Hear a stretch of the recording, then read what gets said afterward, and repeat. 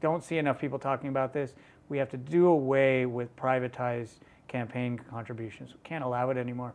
And the other thing I'm not seeing anyone talking about is drones, surveillancing high vantage points in a target of interest situation like Donald Trump's rally there. That is mind-blowing. How come no one's talking about drones, guys? Somebody bring it up. Why are we not talking about that? It's the easiest solution. And yet no one said a word about it. Would have solved that problem easily.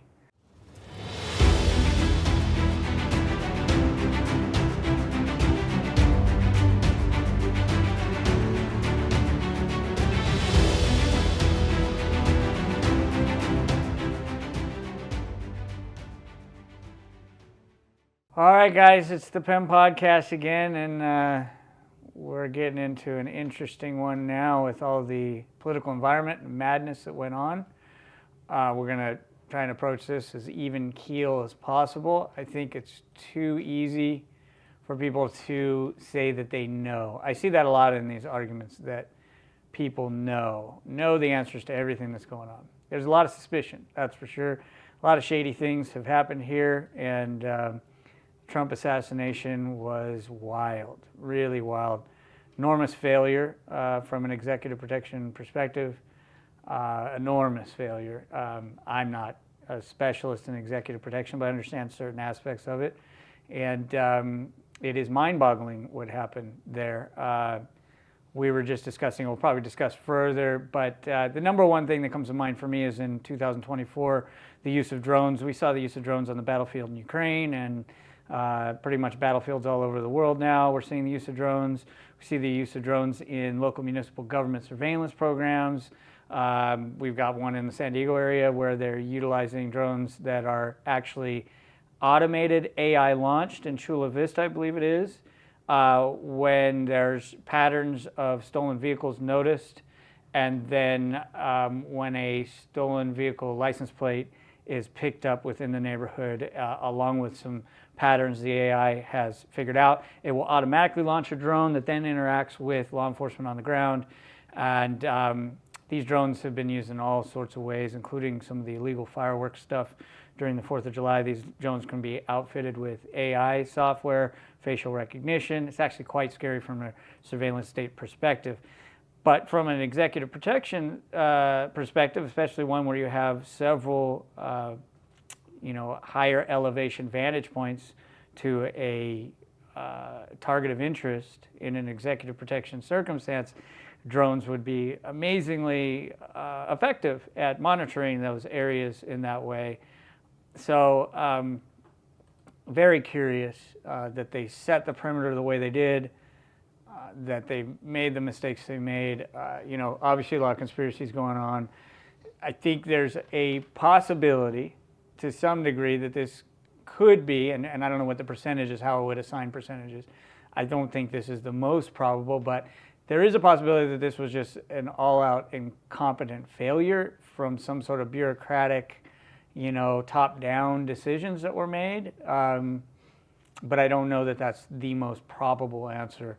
It does appear, just with the depth of the failure that happened there, and with the ease that they could have averted this from happening, that there could very well likely be some sort of conspiracy.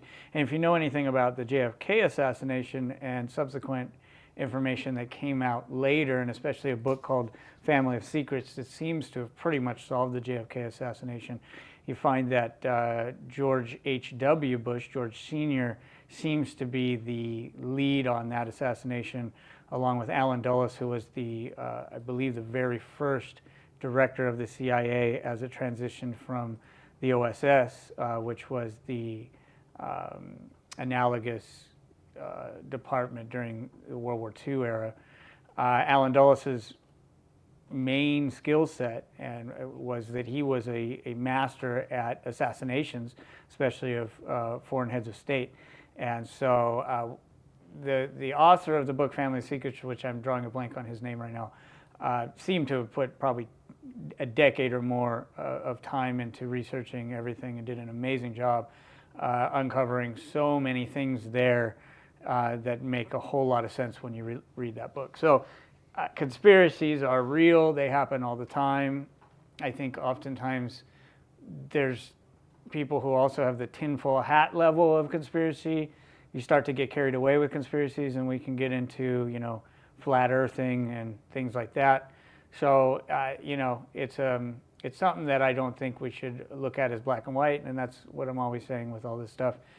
A lot of really weird things that happen here. Strange coincidences, and just a jaw-dropping failure from the part of the Secret Service. As I said, the simplest answer here is technology. A couple of dedicated drones would have averted this issue, hands down. Would never have happened. Of course, they could have set the perimeter differently. They could have done many different things, including stationing officers at every, access point to those buildings. I think there were some statements made that they were concerned about the safety of officers being on slanted rooftops. That's absurd. I mean, Secret Service are there to take a bullet if they have to. They're afraid of a little slanted roof. There's just, a lot of strange inconsistencies here. So we're probably going to be taking a deep dive into that today, and we'll try to approach it with as little ego as possible, which is always what I'm attempting to do here, and an even keel perspective on what do we know and what don't we know. I know some things about executive protection, as I said, and I don't think it takes really that much knowledge at all to know that any vantage point with direct line of sight to the to a target of interest like Donald Trump would be something you'd want to place a lot of focus on. So I don't think you have to be anywhere near the training and competency level of someone involved with executive protection to understand that. So I think all of us kind of know that this is really fishy. Anyway, let's get into it and see what we got here. Are they going to let Trump be president? They protested him. They called him names. He won anyway. They impeached him twice on ridiculous pretenses. They fabricated a lot about what happened on January 6th in order to impeach him again. It didn't work. He came back. Then they indicted him. It didn't work. He became more popular. Then they indicted him 3 more times, and every single time his popularity rose. So if you begin with criticism, then you go to protest, then you go to impeachment, now you go to indictment, and none of them work, what's next? I mean, graph it out, man. We're speeding toward assassination. Obviously, permanent Washington, both parties have decided that there's something about Trump that's so threatening to them, they just can't have it. I don't know where it's going, but there's a collision that's clearly imminent. And by the way, the president is senile in a way that's impossible to deny. Biden's not running the government, so I don't know, man. I've never been this worried about anything as I am about where this is going. So that's a very loaded short segment right there, because I am no expert on any of this stuff. I'm not spending my days digging deep into this political arena and what is fact and what is fiction, what is verifiable, what is, critically thought about, where there's critical thinking applied and source checking and those things. I don't really know everything that went on with Trump. He was saying, these failures happened up to and including indictment, right? On the indictment side, as far as I know, he was convicted. So, I don't know how that all worked. And I don't know that, again, was he convicted fairly or not? I don't know any of that stuff. I know that there's people on both sides of that argument that are very up in arms and very staunch about their perspective. I don't have the data in front of me to know exactly what happened. As far as I seem to understand about Trump, people seem to have an interesting perspective on him, that he is the quote-unquote working man's president. I don't understand that perspective. First of all, this may take a little while, as we get into this. I don't understand people's perspective on things based off of what I've seen. What I understand about Trump is he's a rich kid that inherited a shit ton of money, and then, made some wild business deals along the way, may have lost a bunch of money, made a bunch of money back. it did some rather ugly things in the Atlantic City area from what I understand. Again, I don't have the documents in front of me. People can correct me. I'm not sitting here telling you guys that I know, because I don't know. I've only seen the information I've seen, and what I understand about, I believe it was it the Taj Mahal project in Atlantic City. I believe that he built this enormous casino project in Atlantic City and then filed for bankruptcy and did not pay a shit ton of contractors their due wages, and that sounds pretty ugly to me. I don't know what the deal with that is, guys. If you want to correct me and say, oh no, they got paid, or there was some other factor involved that I'm not taking into account, fine with that. I just still, that part of it, from what I understand, seemed like that was accurate information from what I took. This was long before he was ever, running for president or anything like that. I kind of understood this Atlantic City thing, and I didn't like how it sounded because I'm not a believer in stiffing hardworking people. But again, I don't know enough about the guy. And it seems like there's all these people who are, hardworking people who believe in him and think he's a working man's president. And, I watch things like, Dave Chappelle, who I respect Dave. Dave, I think, has a really good way of delivering messages. And one of the things that Dave made a joke about was, hey, you poor whites and you hardworking people, Donald Trump is not here to support you. He's here to support me, meaning Dave Chappelle in that statement, the rich folks. And I think that's always been the case. I don't care what side of the aisle you're on, red or blue. These people are extremely wealthy people protecting their own interests. They're not here for us. And George Carlin is someone who did a great job talking about this. And I think you guys, who are out there should watch a little more George Carlin and see his perspective on what a lie America is, what bullshit it really is. And it is. It's we've got a certain amount of freedom, a certain amount. We aren't free. Let's not sugarcoat it. And I think we're far less freer than we were in the past. It's one of the statements that George Carlin used to like to make. George is, of course, passed on now. But one of the statements he used to say was, I love America and I love the freedoms we used to have. And I would say that's, increasing further and further. We're losing more and more freedoms. And that's a trajectory that George Orwell saw coming, no matter whether it was democracy or it was totalitarian governments. Are always headed towards further and furthering their aims and their interest in controlling the general populace and making themselves wealthier. So I don't understand people's huge gravitation towards Trump or towards any of these guys, really. If they're rich, and even if they're not rich, the problem is that our structures that allow the lobbyists to do the things that they do, the campaign contributors to contribute the money that they do, means that these candidates, these people who become our elected public officials, are actually beholden to the wealthy interests who have made their campaigning possible in the first place. So, there's just so much there that I think people believe in things, and I don't know where they get this belief in. Is it because of the way Trump talks? Because he sort of talks like, let's face it, he sort of talks like an uneducated, kind of arrogant guy that likes to talk shit to people. And I think we live in a country that enjoys that for some reason. And in my opinion, it's ego. And ego, in my opinion, never leads to anywhere good. I don't want my leaders to be,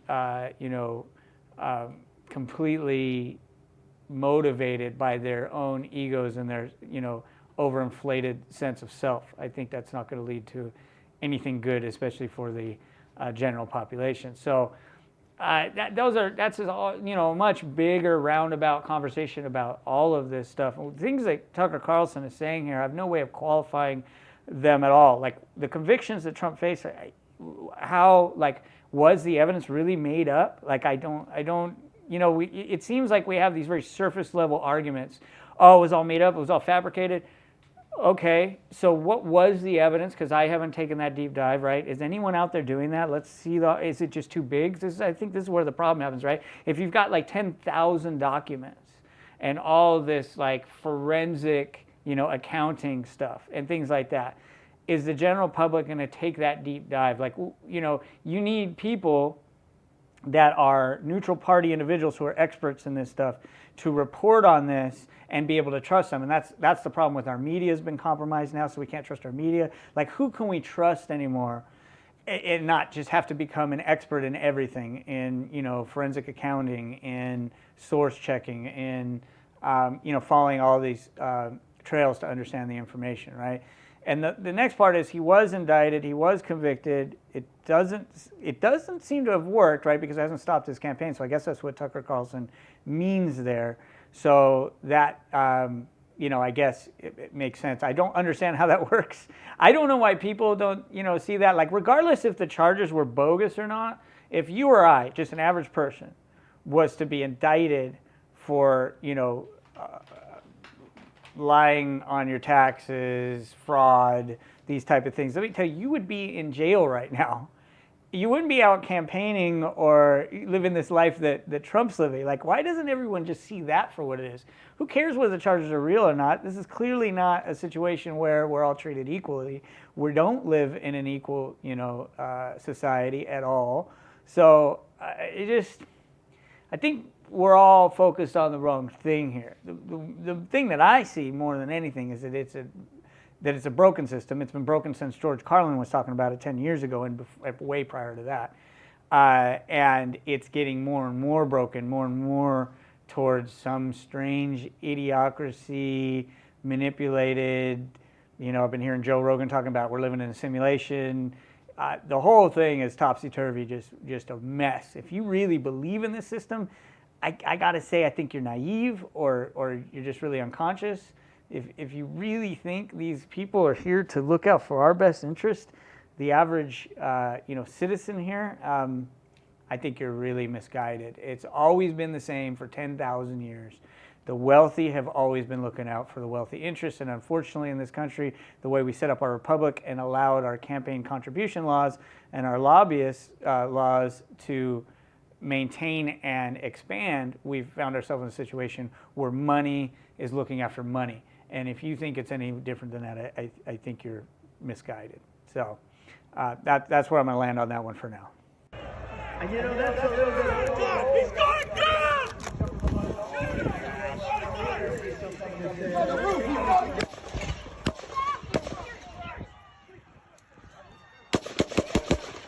Stay under here.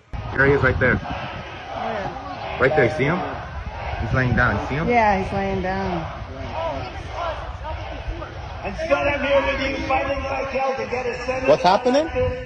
And to make sure we take back the White House, because if we do, we're going to make America better than ever before. We're going to make it. Yeah, look. There he is. Easy, because we have millions and millions of people in our country that shouldn't be here. Dangerous people. Criminals. We have criminals. We have drug dealers. We have people that should not be here. Right on the roof. It's much tougher than it happens. You went right on the roof with that. Yeah.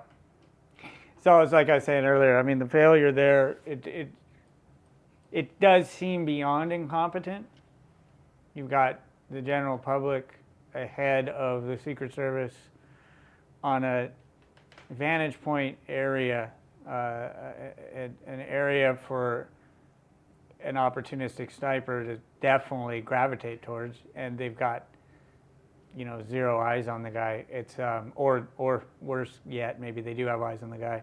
We don't know, you know, what the depth of this is. But from an incompetence perspective, it just seems hard to wrap your head around that. As I said in the opener, if I were running the show and I am not a you know, an expert in executive protection, my first area of interest would have been those rooftops, right? You know, if we're thinking back to JFK, we're thinking back to, you know, any other assassination attempts that are done with rifles, you know, we're going to want to take a look at the high vantage points with direct line of sight, and a drone would have been so easy. I mean, my drone, I got a drone. It's, I don't know how old it is now. I think the drone I have now is quite old. I think we got it in like 2019. So my drone's like over 5 years old now, and it still would have been very capable of surveillancing that area there and seeing anyone that was especially walking and traversing those rooftops there. So it's a mind-boggling level of failure that doesn't add up, and I think most people know that. Yeah, it just seems so. It seems so brazen. So why, if this goes really deep into some conspiracy, some very powerful interest groups, right? And you got a kid who gets up on this rooftop with a dialed-in scope on a rifle. You got parents that report the rifle missing and the kid missing, which that already seems weird to me because I don't know. Everyone's relationship is different with their parents. My parents didn't keep rifles around. I don't think they would have called the police on me if I were missing with a rifle. This is kind of a family loyalty type thing. You know what I mean? Whether it's right or wrong. How likely are you to be shot by the police when someone makes a call that you're missing with a rifle? I think your chances go up pretty high. I just saw a video, mind-boggling video yesterday. A woman was shot in the face because she had a pot of hot water on her stove and had her hand on the handle, and she's the one who called the police. So imagine when you call the police for someone who's missing with an AR-15 style rifle, like that, you've just put your son in the crosshairs of a deadly threat. So that's a weird part to me, that they've made this call so quickly. So what were they suspicious about? We know that there's some sort of affiliation with BlackRock. I knew about that stuff, before we started today's episode. It is very, very strange. I don't know, it might be sort of like a JFK thing. It might be 50 years, maybe longer before we get really solid answers as to what happened here. But the likelihood that it was just purely incompetence, it just doesn't seem like. If I was a betting man, you know what I mean? It's not that. I think that's the longer shot as far as putting your money on what are the options of what the answer is here. I think conspiracy has something to do with this. It definitely seems that way to me. So, yep, that's where I kind of lean right now. New video from the crowd with a different angle of the attempted assassination on former President Trump. Why Thomas Matthew Crooks shot Mr. Trump remains a mystery 2 days later. Crooks was 20 years old, worked at a nursing facility, was a member of a local gun club, and his rifle was purchased legally. 2 FBI agents were seen going into his home located outside Pittsburgh. So far, agents have not been able to identify an ideology that may have driven him to attack the former president. Federal investigators also returned to the scene of the shooting, the Butler Farm Show Fairgrounds. Even if it was a perfectly planned event and something happens, you have to go back and critique yourself. For sure, you know that the next time similar type of location, that's never going to happen again. The building where the alleged shooter's body was found was roughly 148 yards from where the president spoke and outside the Secret Service's security perimeter. And 2 sources familiar with the agency's operation tell NBC News its roof was identified as a potential vulnerability ahead of the event. A spokesperson for the Secret Service says they designated that the rooftop was under the jurisdiction of local law enforcement and worked with them to maintain event security, but no one was posted on this particular building. Many on Capitol Hill are demanding to know what went wrong. Yeah, it's easy to just point the finger and shrug your shoulders and go, it wasn't our fault, right? I think that's the easiest thing to do. Like, oh, it was somebody else's responsibility. So our high value executive, extremely high value executive, former president of the United States, we're just gonna leave this extremely important target area in the hands of the local okey doke law enforcement, right? Which I don't know. I don't want to say like that whatever township that was, that their police is not, good at what they do. Of course, if it was their responsibility, they weren't good at what they did there. But that doesn't matter, right? The point is you're a federal agency with more budget than anyone. It's funny because I heard these other videos which I say, well, we don't have unlimited resources, we still have a fixed budget, we have fixed resources. Yeah, but the resources are enormous. And for something as important as this and something as clear as day as those building tops, it just doesn't add up for anyone. I don't think it can add up. I think they've made a mistake here. If this was a conspiracy, I think it was just a little too brazen. But I don't know. I mean, was it any more brazen than Lee Harvey Oswald, really, when you think about it? You know, Lee Harvey Oswald, then Jack Ruby kills him, then Jack Ruby's killed. Like, right? Clear conspiracy, clear as day. And I guess sometimes, you know, and it worked, right? That worked in that circumstance. Why wouldn't it work here? Maybe same kind of idea. You know, it's just the rationality and reasonableness of what took place here is just so outlandish. Again, it's simple as a drone. And that's the funny thing, right? I've been hearing all these. Have you heard anyone talk about drones on this? Rich, have you heard anyone mention drones? Why is no one talking about drones? I don't understand. I'm the only person talking about drones. That blows my mind. How am I the only person talking about drones? This doesn't make sense. And that's the thing, too. I've been hearing all these news outlets, all these people talking on YouTube, all these people talking on these different channels. Nobody's talked about the simplicity of drone surveillance. Why? Then and are pointing the finger, oh, the law enforcement, local law enforcement, their problem, not our, you know, wasn't our responsibility. We put it in their hands, blah, blah, blah. A simple drone, a few $100, maybe a few thousand, right? Nothing in comparison to even the man hours, right? Assigning actual hard bodies to things is actually more expensive. And what are they getting paid for those? And are they getting paid hazard pay? I don't know. I don't know what the law enforcement payout is for something like that, or agents that are federal agents in the Secret Service. But, right, like, it just doesn't add up. And I keep coming back to the drone thing, and nobody's talking about it. And the drones are like, we're using them everywhere. We're using these pole cameras that have, you know, AI and facial recognition software embedded in them. We're using all this tech, and then it comes to this important event, and we don't have a couple drones just watching our vulnerable area. I just don't. I can't. Something's really rotten there, guys. Something's really rotten there. I don't understand why I'm the only person talking about drones here. That's because to me that's the easiest solution to this problem. Yeah, you could have sniper teams with, you know, high-powered spotting scopes watching the whole area, and they should have. That should be a given. But, you know, maybe you miss something that way. I don't think so. I don't think you would miss, because he's on the closest building. So if someone's job, their dedicated job, we're not even talking drones anymore, just a high-powered spotting scope, it's just to watch that area, you're going to see him. Plus, you're going to see the glint on his scope, unless maybe he was using a tactically shrouded scope, maybe. But you'd still see the guy. You're going to see his head pop up. You're going to see him moving around. Like, I just can't imagine you miss him.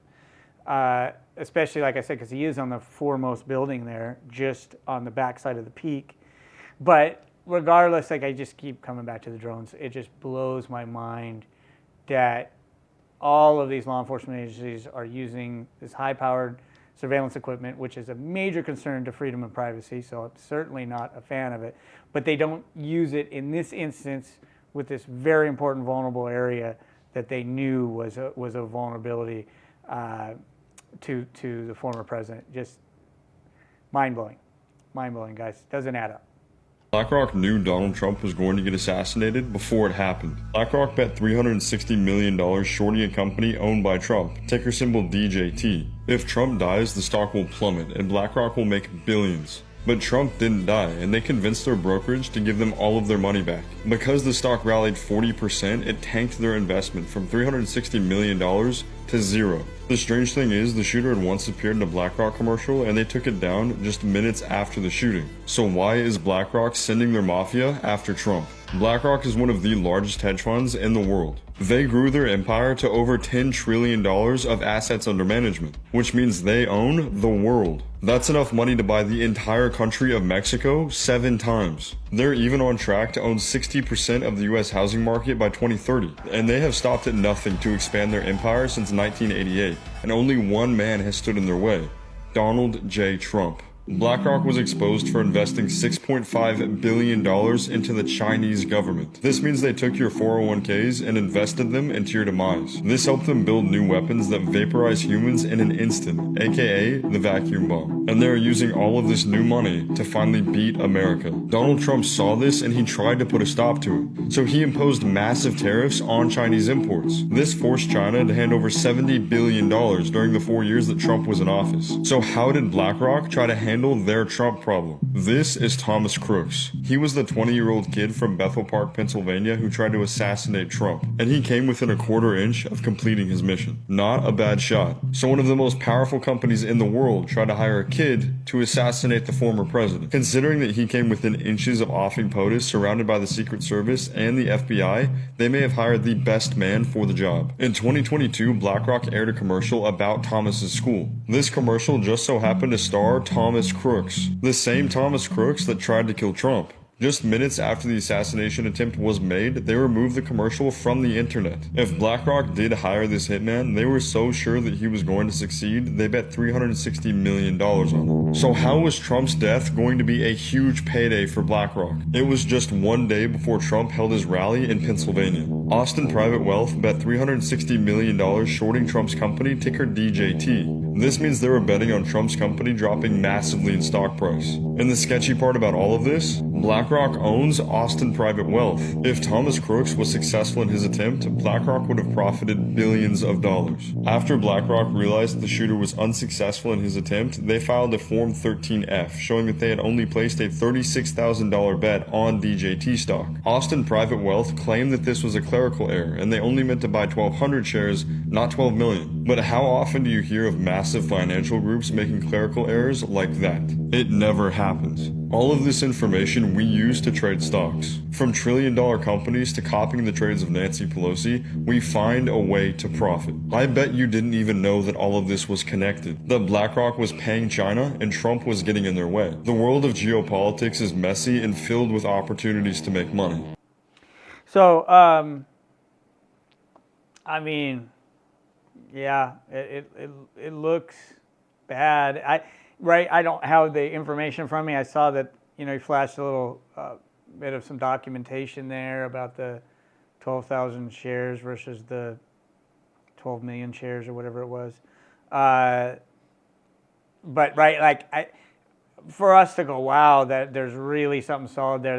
That's what when I mentioned the Family of Secrets book that was written about the Bush dynasty.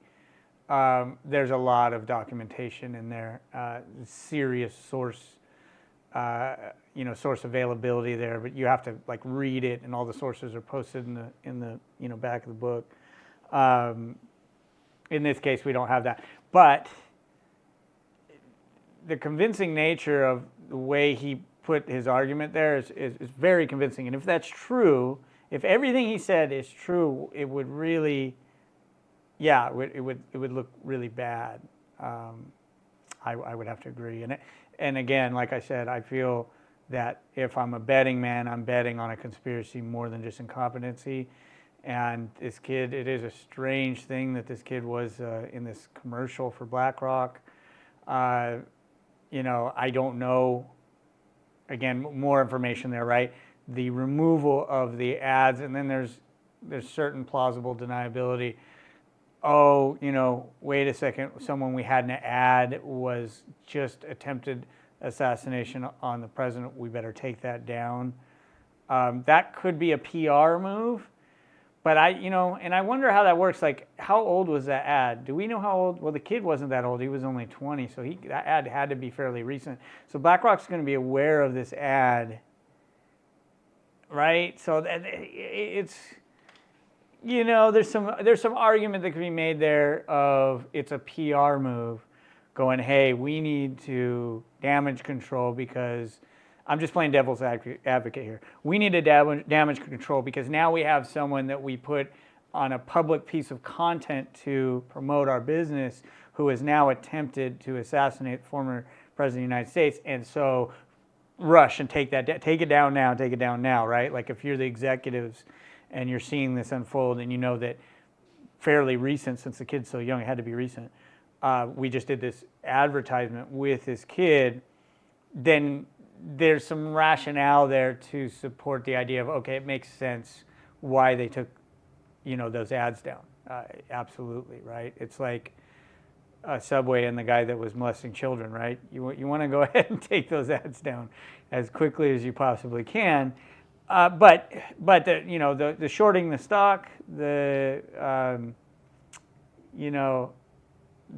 DJT ticker stock, that's definitely, if all that is very true and documentation supports it and we can see what happened there, then yeah, absolutely. It seems like too many coincidences adding up now to be, to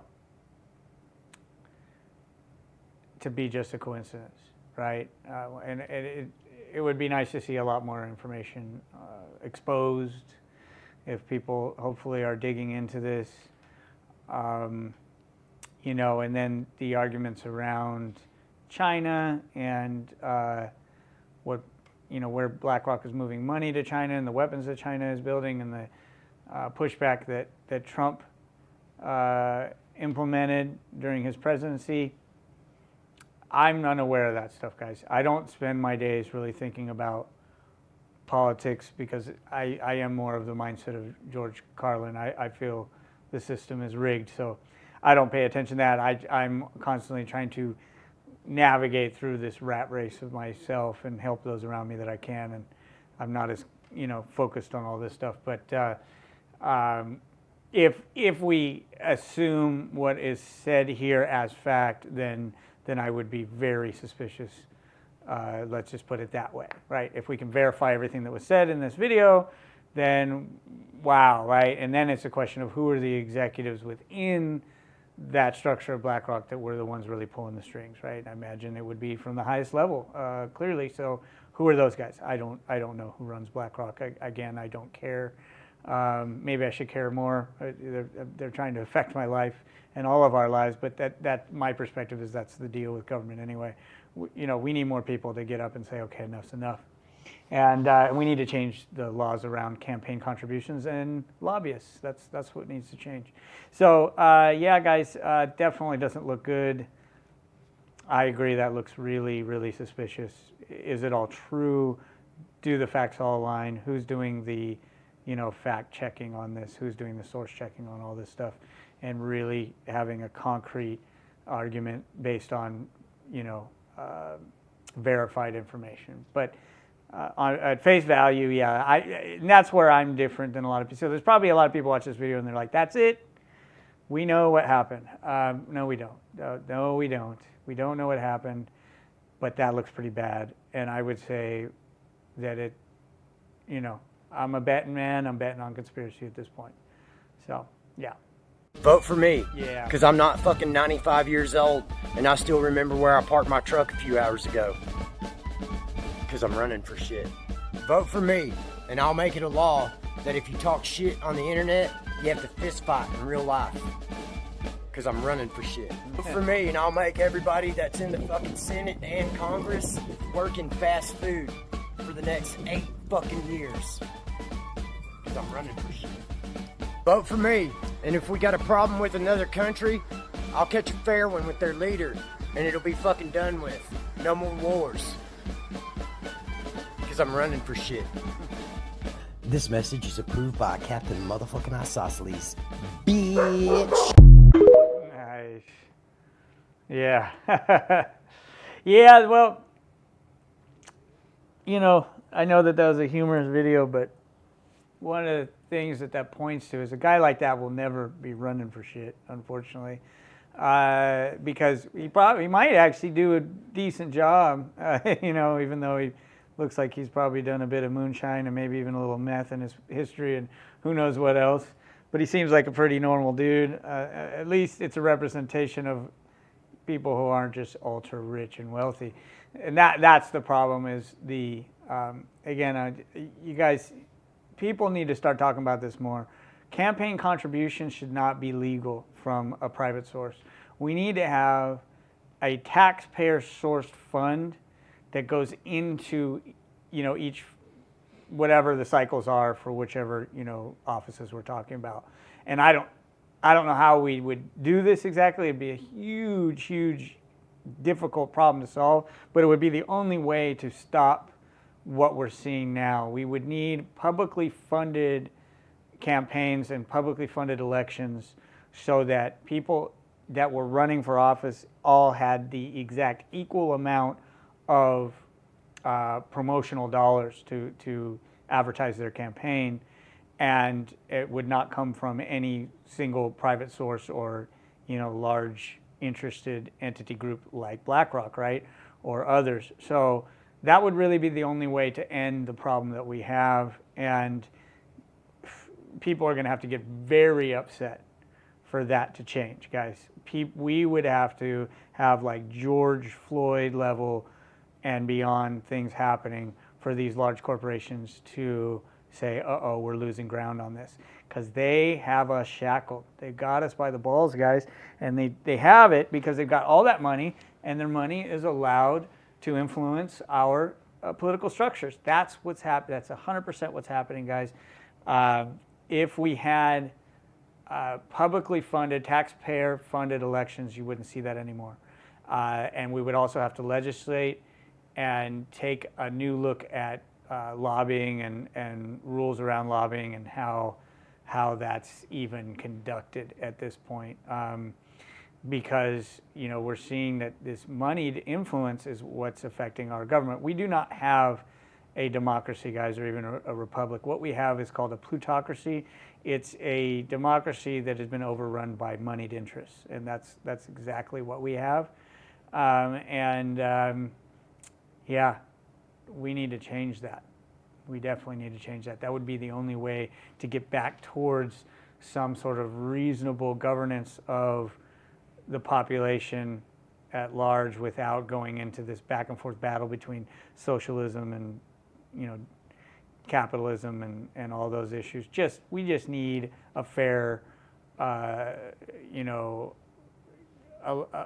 election environment is what we need. We need a fair election environment in which anyone who has a popular enough vote and people pose their candidate can then be funded by taxpayer dollars and be given an equal shot at obtaining office, instead of just having these rich, wealthy people continue to push their agendas on the rest of us through either people who are already rich and wealthy or people who do, quote unquote, come from nothing, but then just get owned by those that have the money because they're playing the political game, and the only way they're going to be able to run for office again and promote their campaigns effectively is with millions of dollars coming from private interests that are interested in benefiting themselves and their wealthy cronies. So that's the major problem, guys. I don't see enough people talking about this.